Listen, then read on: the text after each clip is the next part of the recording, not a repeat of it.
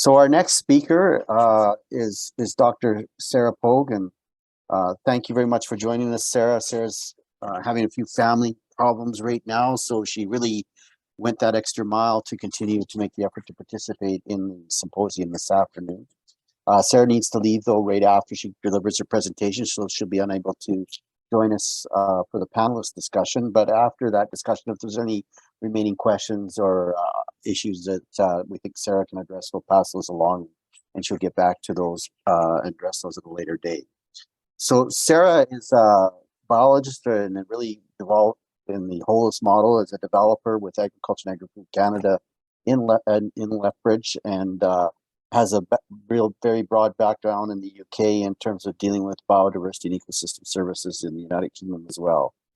Sarah's going to be delivering the presentation this afternoon then on beef and ecosystem services in Canada, an examination of synergies and trade-offs. So thanks very much for joining us, Sarah, and please, the podium is yours. Thanks so much, Tim, and thanks for all the patience of Tim and the rest of the committee and my will I won't I be here over the last day or two.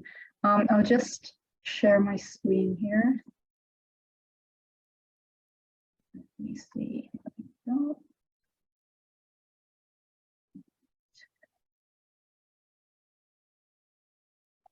Hopefully you can all see that okay. Yeah, we're good. Okay, so good afternoon, everybody, and thank you for taking the time to attend today's session. As Tim said in this presentation, I'll talk about agricultural production systems in Canada with a particular focus on beef production in the prairies and the relationships of these systems with biodiversity and ecosystem services.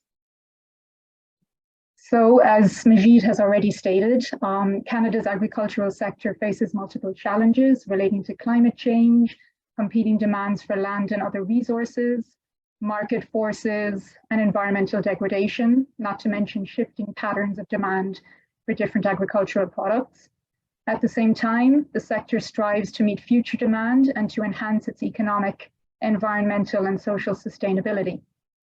So the Canadian beef industry is an important contributor to the Canadian economy, with about 80% of the national beef herd located in the prairie provinces, which are shown here in the map, Alberta, Saskatchewan, and Manitoba. And over time, beef production systems in this region have evolved from systems dominated by extensive cattle grazing on rangelands to a greater use of large-scale confined feeding operations. And these more intensive operations and the land use associated with them typically represents more high-input, resource-intensive systems compared with those extensive grassland-based systems. Like agricultural producers in many parts of the world, Canadian producers are under increasing pressure to manage multifunctional landscapes that can support biodiversity and also provide diverse benefits to society.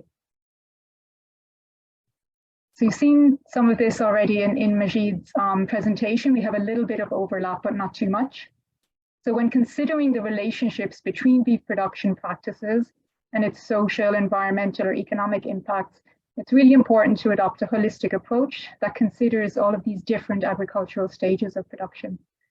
So in Canada, the agricultural stages of beef production typically include grazing on pasture during the cow calf and backgrounding stages, and finishing in feedlots, as well as feed production. The various management practices adopted during these different stages, and some of them are listed here underneath in this figure, they can have an impact on the system's biodiversity and on its capacity to deliver different benefits to people via ecosystem services. So there are many definitions of ecosystem services, but broadly speaking, we can call them nature's contribution to people. So that is the outcomes from ecosystems, or maybe more accurately from social ecological systems that lead to benefits that are valued by people. So to produce ecosystem services, agroecosystems rely on natural capital, which includes soils, hydrological cycling, and the biodiversity that supports many ecological processes. But these systems also need inputs from people, and these can include social capital such as labor, as well as manufactured capital, and of course, economic capital. These different types of capital, together with the management practices that are adopted on an operation, they interact to influence biodiversity both on and off the farm, and also the co-production of ecosystem services.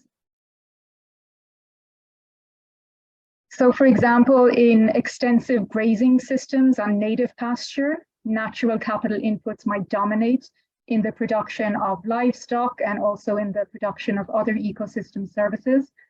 But as we kind of move to other types of systems that have greater inputs of non-natural capital, for example, feedlot operations, here we have more of a co-production between the social and ecological elements.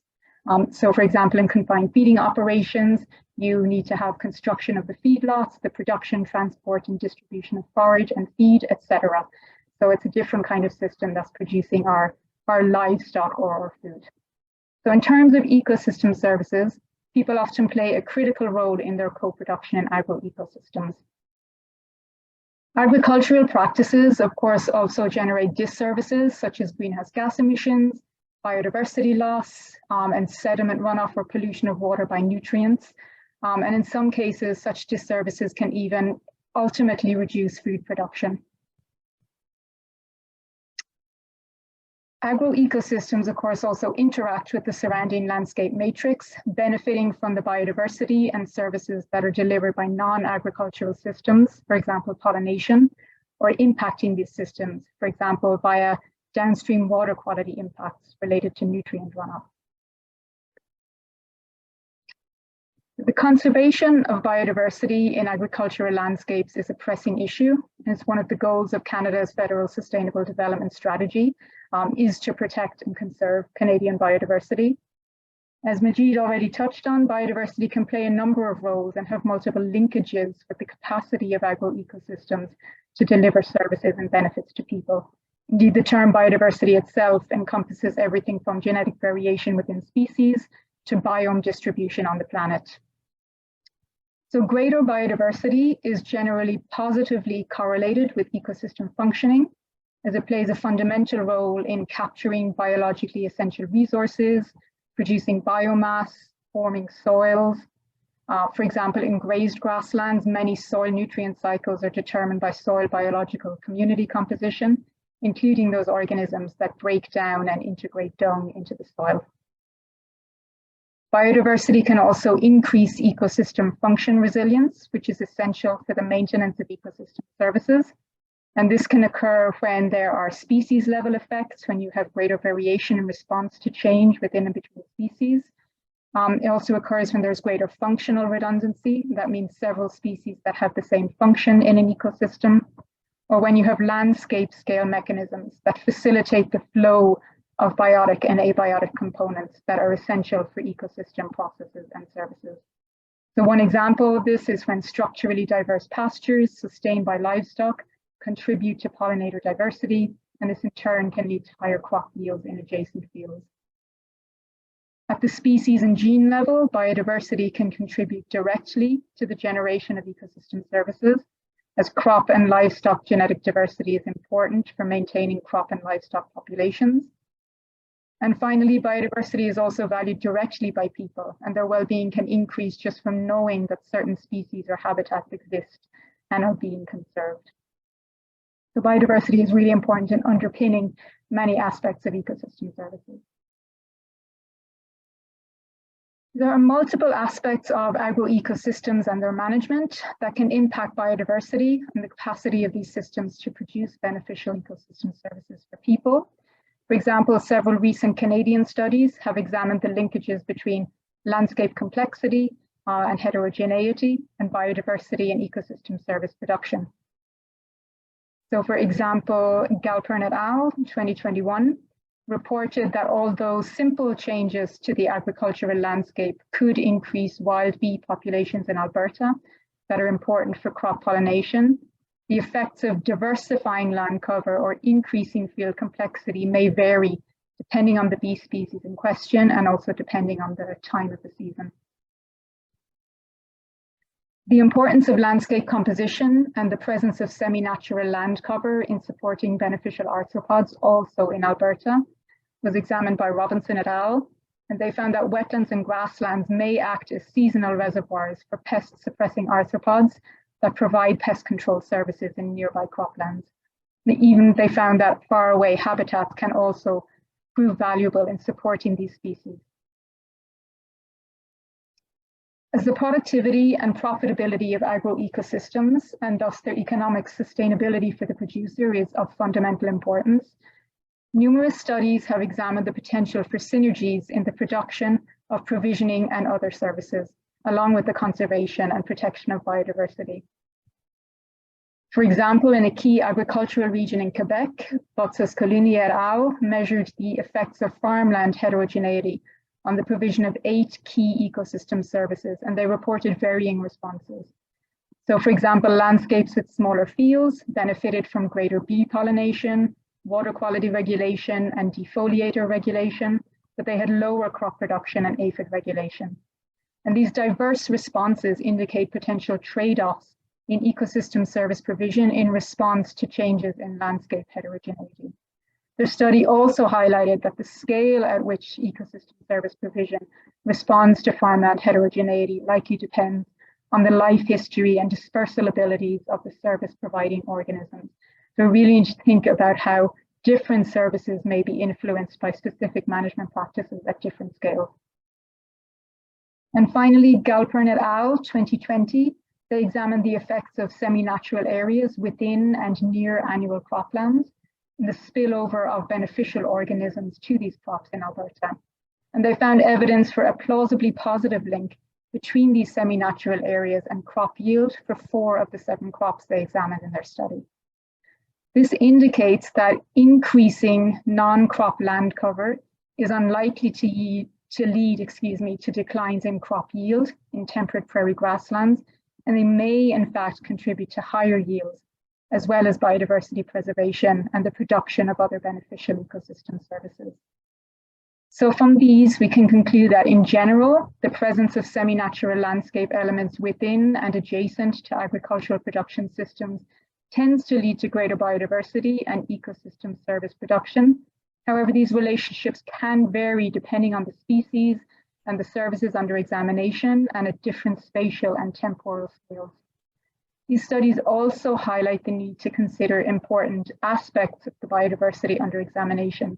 So for example, their functional traits and the requirements and specializations of different species of communities, so that agroecosystems can be designed to support them and the beneficial services they provide.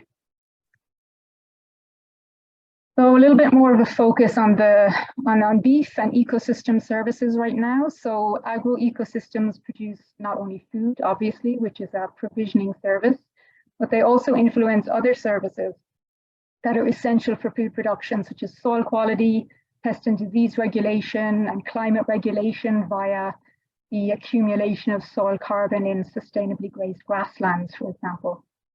Trade-offs between provisioning and non-provisioning services often occur in these landscapes, with management practices that increase the former, often resulting in a decrease in the latter. And these trade-offs can lead to conflicts between producers and public demand for different services. So in the next couple of slides, I just want to highlight how beef production practices can affect the capacity of these systems to deliver multiple ecosystem services and how trade-offs and synergies can occur. So for example, across the beef production system in general, although the greenhouse gas intensity and the water use intensity of Canadian beef have decreased over time, mostly due to production efficiencies, the actual total emissions and water consumption have risen due to higher overall production, which can have an effect on climate regulation and water supply services. And here, when I talk about greenhouse gas and water use intensity, I'm referring to the amount of emissions or the amount of water used per kilogram of live weight produced. Similarly, the expansion of the feedlot sector can lead to a decrease in the overall disease regulation capacity of the beef industry, as high density environments lead to higher disease pressure on the animal and increased risk of zoonotic diseases. However, widespread management changes have also had very positive effects on ecosystem services from these systems. For example, the widespread adoption of conservation tillage and a decline in summer fallow on feed-producing lands across the prairies has increased soil organic carbon in these soils, with positive effects for climate regulation capacity. And similarly, improved grazing management and degraded grasslands has also enhanced soil carbon in these systems. Within an individual production system, management practices adopted singly or in combination can affect the capacity of the system to provide one or more services. And again, this often leads to synergies or trade-offs in service production. For example, grazing cattle emit more methane per kilogram of beef produced than feedlot cattle, but pastures are very important stores of soil carbon, and carbon accumulation in these soils can partially offset the greenhouse gas emissions of these production systems, especially under light to moderate grazing intensities,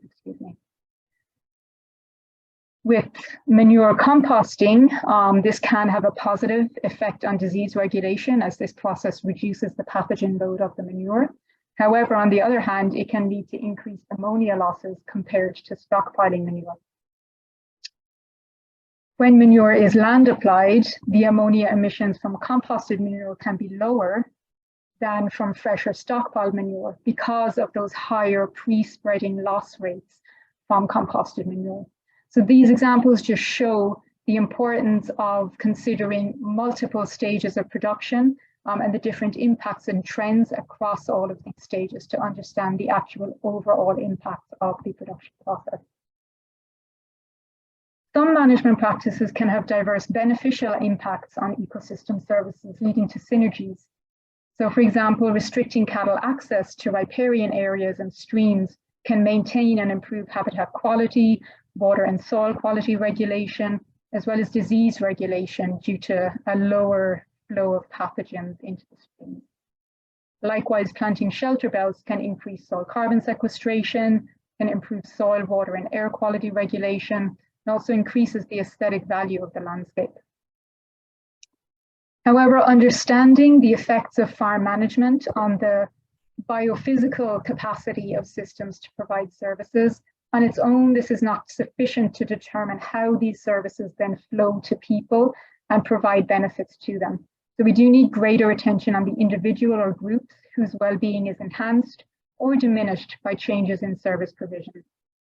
Often identifying how services flow, who the human beneficiaries are, and how their well-being is affected, it can be easier either at very local or very global scales. So for example, if you plant shelter belts around the farmstead, we can be sure that this provides shelter from heat, wind and rain for the farm's workers and inhabitants, and also that these trees can improve air and water quality for people on and off the farm as they trap contaminants. At the opposite end of the scale, we know that climate change impacts, these accrue to society as a whole at the global scale and over the long term. However, identifying flow pathways for ecosystem services or disservices and the consequences for human well-being can be more challenging at more intermediate scales. So more research is needed on this front. Understanding the diverse relationships between the different elements of an agroecosystem can be aided by adopting a social ecological systems approach to assessing biodiversity and ecosystem services for sustainability planning. So agroecosystems, including beef production systems, are a type of social ecological system, and these are just systems where social and ecological capital and processes interact in multiple ways to impact biodiversity and to produce ecosystem services. So we can see from this figure that these services can flow, I should put my cursor on the correct screen.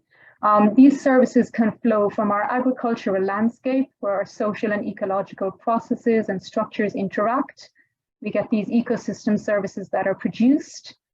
These can then flow to people having multiple positive or negative impacts on their well-being.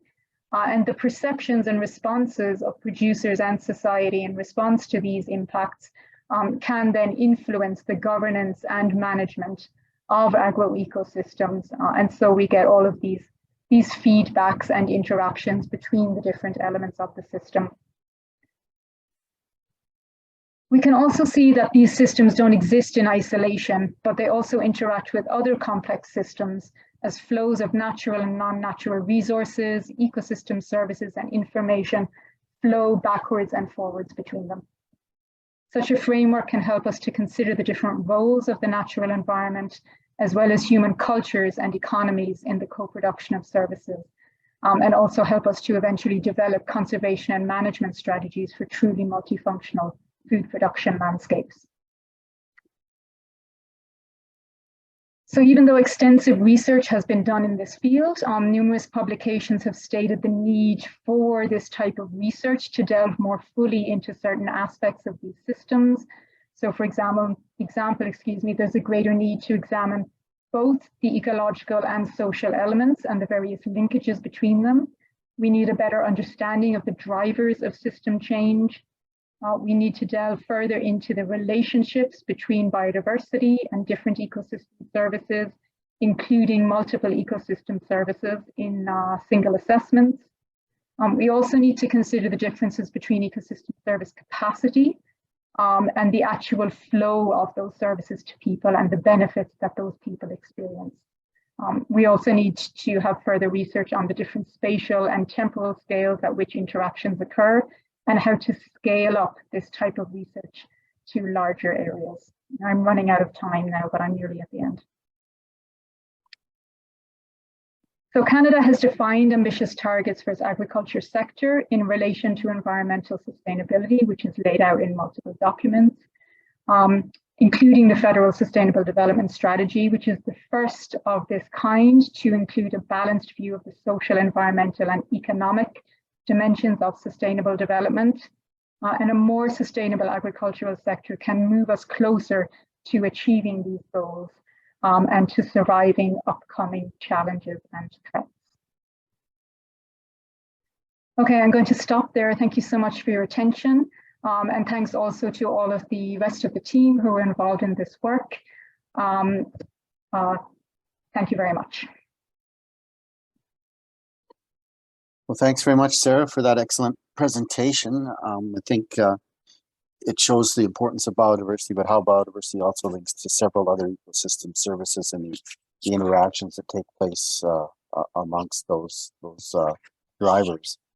So I wish you a safe trip back home and everything works out there. And thanks very much again for taking the time for the presentation this afternoon, given the other challenges that are going on.